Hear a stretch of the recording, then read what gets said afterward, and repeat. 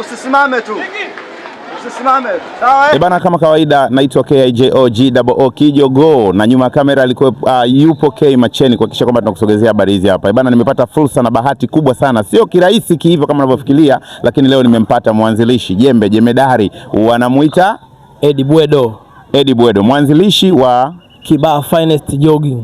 Asante, tupate history kidogo. Ilikuwaje? Yaani wazo lilikuja kujaje mpaka ukasema kwamba mimi niwaunganishe vijana wa Kibaha? Unajua sio kazi ndogo. Sio kazi ndogo. Yeah. Wazo lilikuwa ni tupate jamii ya vijana wenye afya, wenye umoja na kujitolea kwa watu wenye uhitaji wanaotuzunguka kwenye jamii yetu. Ndio wazo kuu lilikuwa ni hilo. Na uliwezaje kwa sababu vitu kama hivi vinahitaji uwekezaji wa pesa, akili, muda? Kimsingi sometimes vitu vingine mtu anakuwa ni karma tu, amebarikiwa na Mwenyezi Mungu. Kwa hiyo kuna namna ambavyo mimi kama nilioteshwa nikaona ina nafasi niwabariki na wenzangu ili mambo yaende. Asante. Ukiwa kama kiongozi, ni ugumu gani ambao unaupata katika kuhakikisha kwamba unasimamia watu wazima tena hususani wenye familia zao?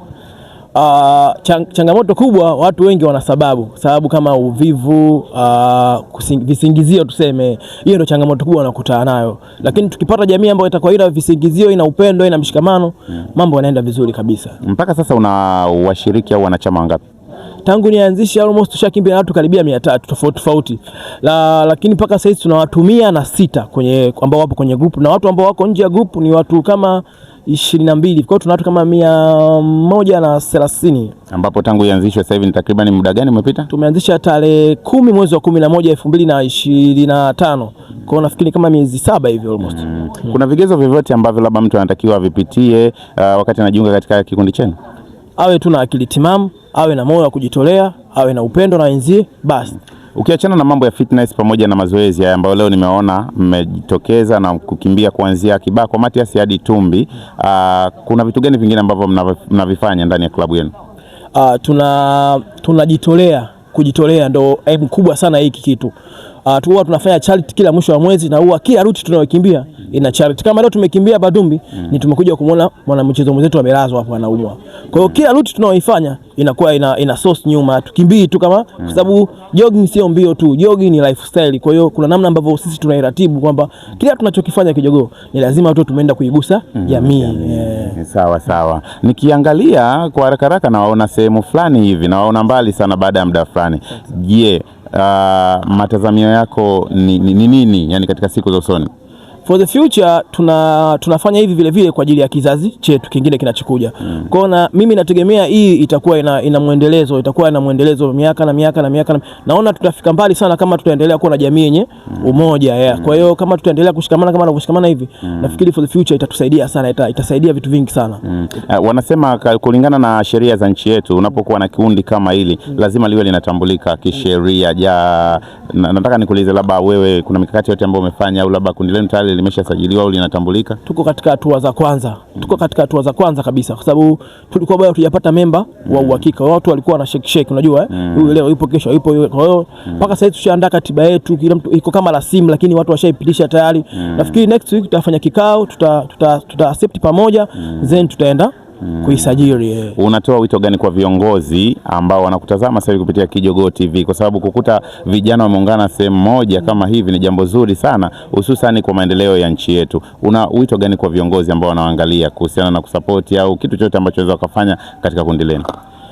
Mimi unajua vijana wamepitia makovu mengi sana, iko wazi. Kwa hiyo this is a platform ambayo inaweza kuhamasisha afya, umoja na kujitolea. Kwa hiyo kama viongozi wana nafasi, tunawashauri watuguse, watusapoti kwa namna tofauti tu. Vitu vingi tu vya kutusapoti vipo, umeona.